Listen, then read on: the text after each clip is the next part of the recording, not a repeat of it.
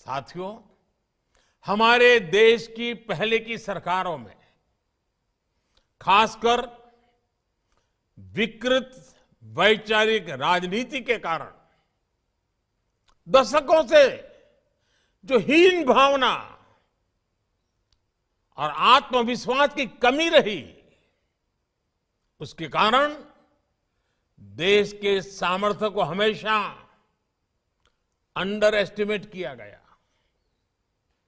चाहे हमारे हिमालयी राज्य हो, विशेषकर पूर्वोत्तर के राज्य हो, या फिर अंडमान निकोबार जैसे समुद्री द्वीप क्षेत्र, इन्हें लेकर ये सोच रहती थी कि ये तो दूर दराज के दुर्गम और अप्रासंगिक इलाके हैं।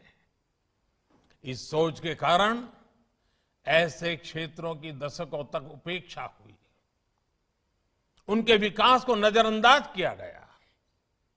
अंडमान निकोबार द्वीप समूह इसका भी साक्षी रहा है। दुनिया में ऐसे कई देश हैं, ऐसे कई विकसित द्वीप हैं जिनका आकार हमारे अंडमान निकोबार से भी कम है, लेकिन चाहे सिंगापुर हो, मालदीव हो, सेशेल्स हो, ये देश अपने संसाधनों के सही इस्तेमाल से टूरिज्म का एक बहुत बड़ा आकर्षण का केंद्र बन गए। पूरी दुनिया से लोग इन देशों में पर्यटन और बिजनेस से जुड़ी संभावनाओं के लिए आते हैं। ऐसी ही सामर्थ्य भारत के द्वीपों के पास भी है। हम भी दुनिया को बहुत कुछ दे सकते हैं, लेकिन कभी पहले उस पर ध्यान नहीं दिया गया। हालात तो ये थे कि हमारे यहां कितने द्वीप हैं, कितने टापू हैं, इसका हिसाब किताब तक नहीं रखा गया था। आज देश इस ओर आगे बढ़ रहा है। अब देश में प्राकृतिक संतुलन और आधुनिक संसाधनों को एक साथ आगे बढ़ाया जा रहा है। हमने सबमरीन ऑप्टिकल फाइबर के जरिए अंडमान को तेज इंटरनेट से जोड़ने का काम शुरू किया।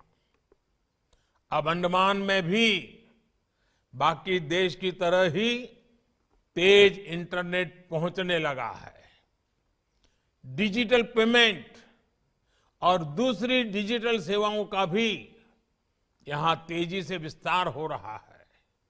इसका भी बड़ा लाभ अंडमान आने जाने वाले टूरिस्टों को हो रहा है। साथियों, अंडमान एक ऐसी धरती है जहां पानी, प्रकृति, पर्यावरण, पुरुषार्थ, पराक्रम, परंपरा, पर्यटन, प्रबोधन और प्रेरणा सब कुछ है। देश में ऐसा कौन होगा जिसका मन अंडमान आने का नहीं करता है। अंडमान का सामर्थ्य बहुत बड़ा है। यहां पर अथाह अवसर है। हमें इन अवसरों को पहचानना है। हमें इस सामर्थ्य को जानना है। बीते 8 वर्षों में देश ने इस दिशा में लगातार प्रयास किए हैं। कोरोना के झटकों के बाद भी पर्यटन क्षेत्र में अब इन प्रयासों के परिणाम दिखाई देने लगे हैं। 2014 में देश भर से जितने पर्यटक अंडमान आते थे, 2022 में उससे करीब करीब 2 गुने लोग यहां आए हैं। यानी पर्यटकों की संख्या 2 गुनी हुई है, तो पर्यटन से जुड़े रोजगार और आय भी बढ़े हैं। इसके साथ ही एक और बड़ा बदलाव बीते वर्षों में हुआ है। पहले लोग केवल प्राकृतिक सौंदर्य के बारे में, यहां के बीचेज के बारे में सोचकर अंडमान आते थे, लेकिन अब इस पहचान को भी विस्तार मिल रहा है। अब अंडमान से जुड़े स्वाधीनता इतिहास को लेकर भी उत्सुकता बढ़ रही है।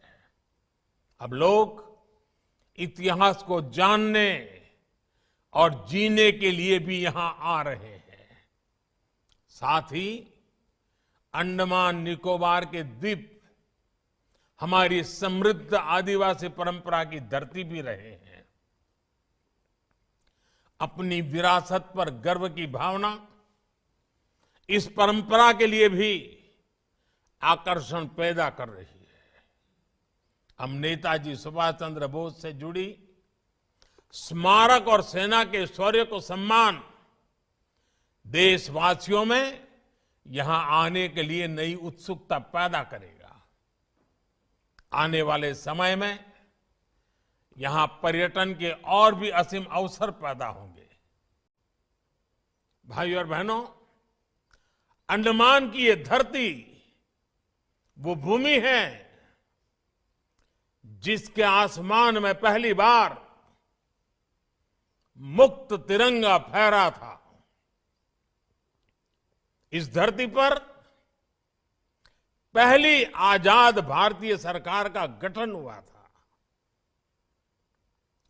इस सब के साथ अंडमान की इसी धरती पर वीर सावरकर और उनके जैसे अनगिनत वीरों ने देश के लिए तप, तितिक्षा और बलिदानों की पराकाष्ठा को छुआ था।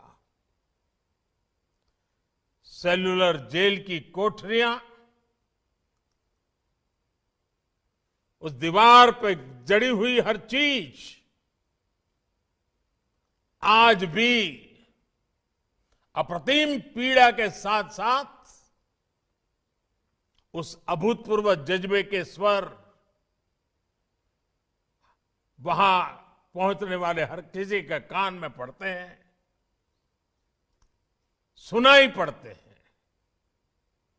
लेकिन दुर्भाग्य से स्वतंत्रता संग्राम की उन स्मृतियों की जगह अंडमान की पहचान को गुलामी की निशानियों से जोड़कर रखा गया था। हमारे आइलैंड्स के नामों तक में गुलामी की छाप थी, पहचान थी। मेरा सौभाग्य है कि 4-5 साल पहले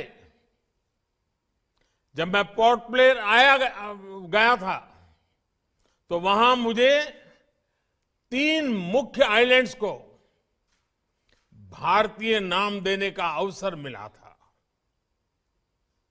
आज रॉस आइलैंड नेताजी सुभाष चंद्र बोस द्वीप बन चुका है। हैवलॉक और नील आइलैंड स्वराज और शहीद आइलैंड्स बन चुके हैं।